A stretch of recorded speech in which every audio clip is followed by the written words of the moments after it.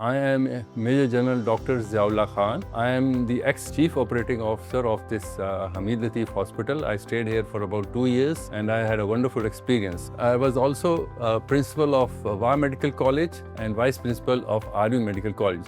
So I have a lot of experience about medical education and I can advise my dear students who want to be the future doctors or want to join the health profession. So as far as I've just come to know that Rashid institutes are arranging a very nice summit which is known as the Health and Education Summit. It will be very beneficial for the students or for the upcoming students to benefit from the health professionals who will be attending this summit.